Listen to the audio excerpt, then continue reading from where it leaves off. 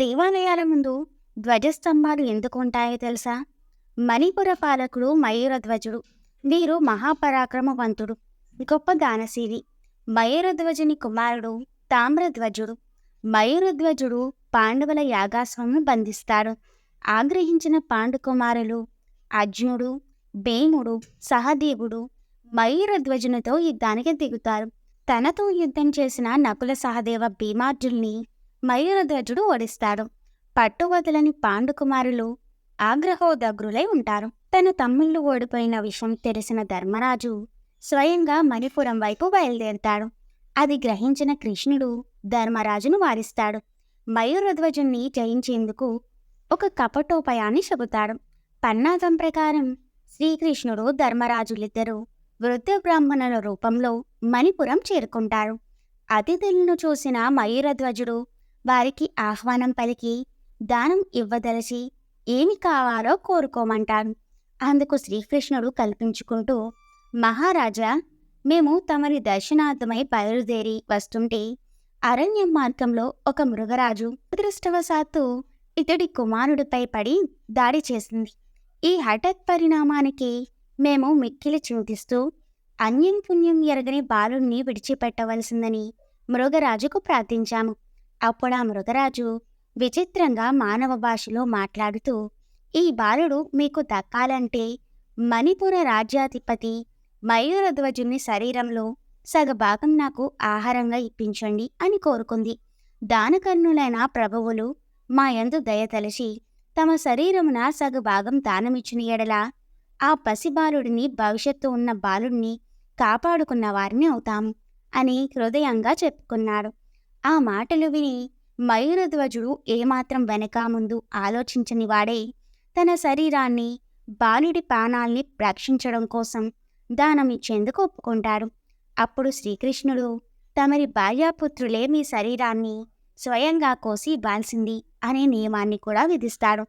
అందుకు కూడా మయూరధ్వజుడు వెనకడుగు వేయకుండా అతిథి దేవోభవ అని గౌరవిస్తూ తన శరీరాన్ని తన భార్యసుతులే స్వయంగా ఖండించేందుకు తగిన ఏర్పాట్లు చేయించి భార్యాసుతుల్ని రప్పించి త్యాగానికి సిద్ధమై కూర్చుంటాడు.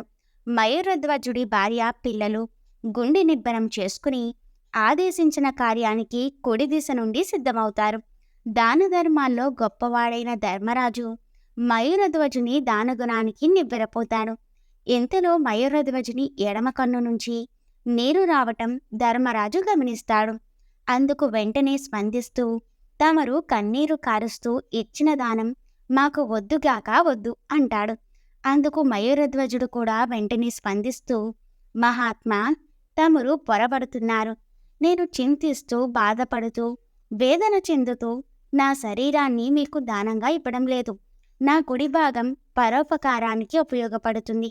ఆ భాగ్యం నాకు కలగలేదు కదా అని ఎడమ నేత్రం మిగులు బాధపడుతున్నది అంటూ వివరిస్తాడు. అది విని కృష్ణుడు, ధర్మరాజు మిక్కిలి ఆశ్చర్యపోతారు. మయూరధ్వజుని దానశీలతకు ఒప్పొంగిపోతారు. వెంటనే తమ నిజ రూపాన్ని ప్రదర్శిస్తారు. నీ దానశీలతకు మెచ్చాను, ఏం వరం కావాలో కోరుకో అంటూ మయూరధ్వజుడిని శ్రీకృష్ణుడు అడుగుతాడు. మహానుభావుల నిజ రూపాలు చూసి మయూరధ్వజుడు ఉక్కిరిబిక్కిరవుతూ, పరమాత్మ, నా ఈ శరీరం అశాశ్వతమైనది. కార్యక్రమంలో ఈ శరీరం నశించినా నా ఆత్మ పరోపకార్థం ఉపయోగపడేలా నిత్యం మీ ముందుండేలా దీవించండి అని ముఖలిక హస్తాలతో కోరుకుంటాడు.